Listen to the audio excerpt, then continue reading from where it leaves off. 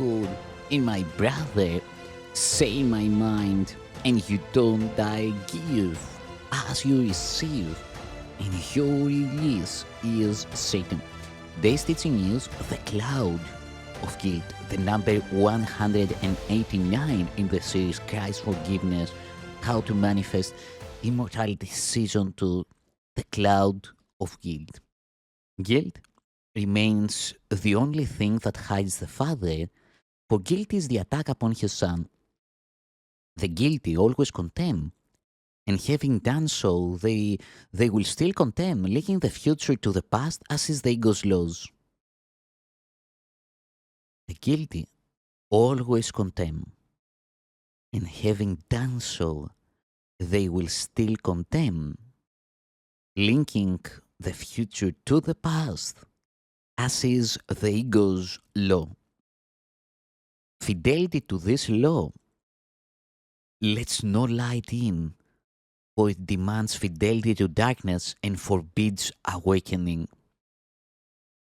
The ego's laws are strict, and breaches are severely punished. Therefore, give no obedience to its laws, for they are laws of punishment. And those who follow them believe that they are guilty, and so they must condemn. Between the future and the past, the laws of God must intervene if you would free yourself. Atonement stands between them like a lamp shining so brightly that the chain of darkness in which you bound yourself will disappear. Release from guilt is the ego's whole undoing.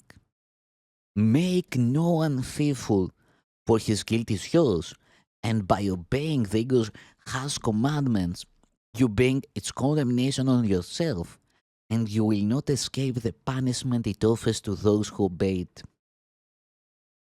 The ego rewards fidelity to it with pain, for faith in it is pain.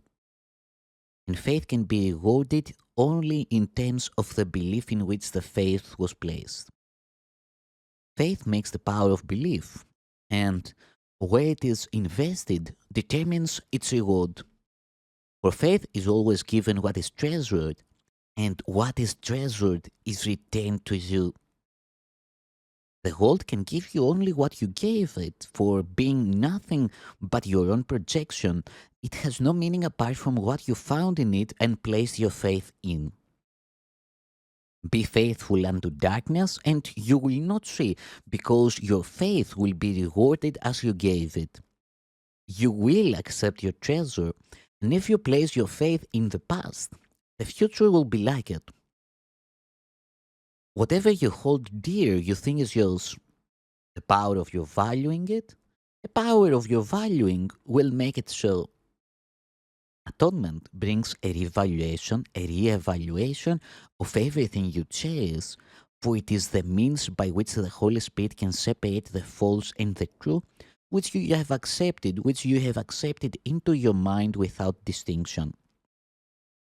Therefore, you cannot value one without the other, and guilt has become as true for you as innocence.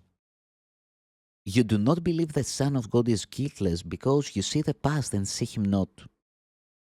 When you condemn a brother, you are saying, I, who was guilty, choose to remain so.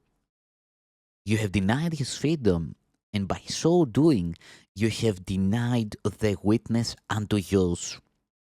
You could as easily have freed him from the past and lifted from his mind the cloud of guilt that bids him to it, that binds him to it.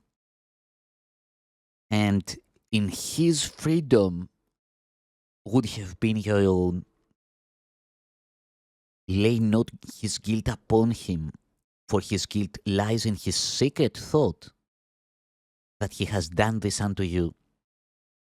Would you then teach him his right in his delusion? The idea that the guiltless Son of God can attack himself and make himself guilty is insane.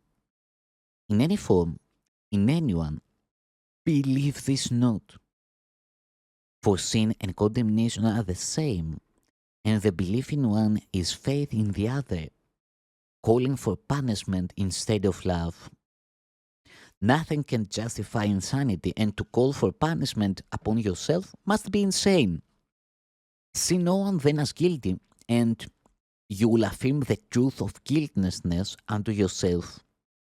In every condemnation that you offer the Son of God lies the conviction of your own guilt.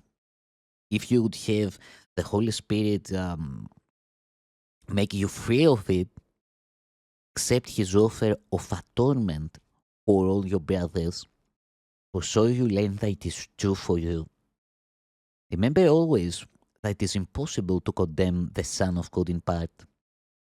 Those whom you see as guilty become the witnesses to guilt in you, and you will see it there, for it is there until it is undone. Guilt is always in your mind, which has condemned itself.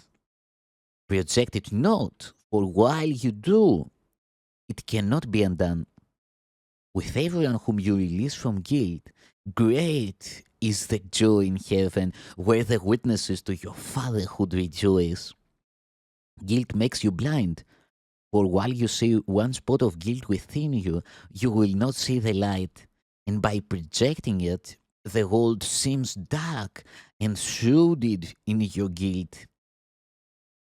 You throw a dark veil over it and cannot see it because you cannot look within. You're afraid of what you would see there, but it is not there. The thing you fear is gone. If you would look within, you would see only the atonement shining in quiet and in peace upon the altar to your Father. Do not be afraid to look within. The ego tells you all is black with guilt within you and bids you not to look. Instead, it bids you look upon your brothers and see the guilt in them. Yet this you cannot do without remaining blind. For those who see their brothers in the dark and guilt in the dark in which they shroud them are too afraid to look upon the light within. Within you is not what you believe is there and what you put your faith in. Within you is the holy sign of perfect faith your Father has in you. He does not value you as you do. He knows himself and knows the truth in you. He knows there is no difference, for he knows not of differences. Can you see guilt where God knows there is perfect innocence?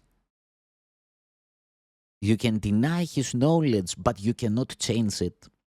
Look then upon the light he placed within you, and learn that what you feared was there has been replaced with love.